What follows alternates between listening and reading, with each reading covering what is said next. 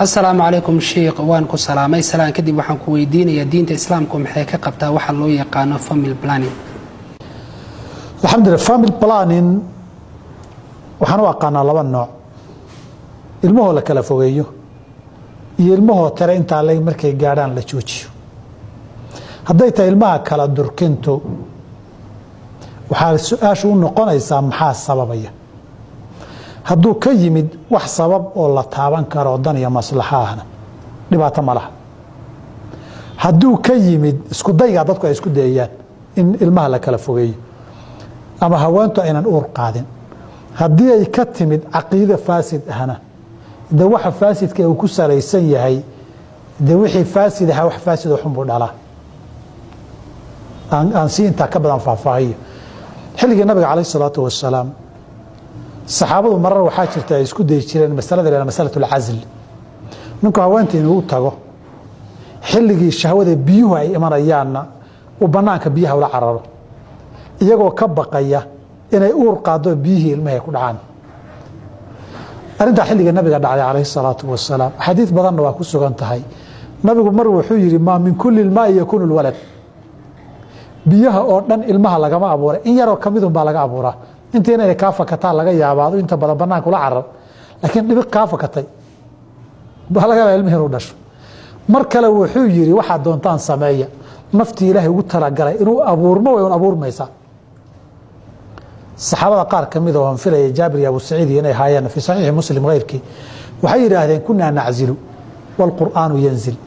walaw kana mimma yunha anhu lanahana anhu al qur'an biya banaankan ku daadin jirnay quraanka oo soo degay haday xaaraanta quraanka naga reebi lahaa taas oo dhan waxay ahayd isku day ragii haweenkii xiriirna ay sameynayaan inay uur qaadaan ayna rabin ama rasmi ha noqoto riwaayadka qaarkood waxay ku cileynayaan xilliga qaswi iyo jihaad iyo duulaan baa lagu jiray xilliga sabaaya iyo adooma ay ahaayeen inay uur u qaadaan maynan rabin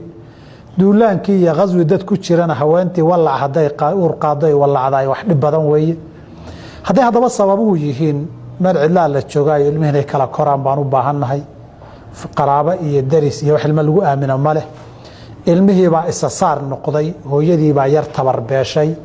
uu ku soo degdegay marka ma wada xamili karto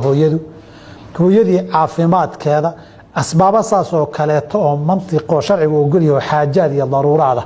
haday ku salaysan tahay dhibaato ma xilliga nabiga dhici jirtay sallallahu alayhi wasallam haday aqeeda faasida ku salaysan tahay risq xageed uga keeni intaasoo ilmood maadaa beeli kara haday mas'aladu tahayna watii quraanku reebay bay soo galaysaa iyo sunnaduba quraankuna wuxuu ku tilmaamay walaa taqtulu awlaadakum khashyata imlaaqin faqri ka cabsigi iyo beel xageed ka keentaa gaaladii baa laga reebay risqana ilaahay baa hayo waana aqeeda xumo qof walban risq ilaahay qoray buu wataa ilmaha isagoo dhalan barab risqiisu qora hal dayac macnaheedu maaha laakiin risq ilaahay haye ilma in loo dagaalamo sax ma maadaama nabigu amray tazawwajul waduda alwaluda fa inni mukathirun bikum yawm alqiyamah mid labaadna nabiga alayhi salaatu wassalaam ilmaha laga ilaalinaya ama yarida lagu soo tuurayana daaka alwa'd alkhafi ilmihi nolosha carabtu ku xayaabi jirtay isagoo nool oo muuqda aasi jirtay tiyo qarsoon oo dadban weey waa nooc ka reebitaan iyo dhiirigelin arinta inaan la samaynin ah sadarteed haday family planning ku salaysan tahay aqeeda faasidana waxa u baahan ficilkan waa khalad wax khaladan uu ku salaysan yahay aqeedada faasidana waa dambi wixii ka dhashana waa dambi haday tan xaajaadka iyo baahida ay ku salaysan tahayna dhibaato ma billahi tawfiiq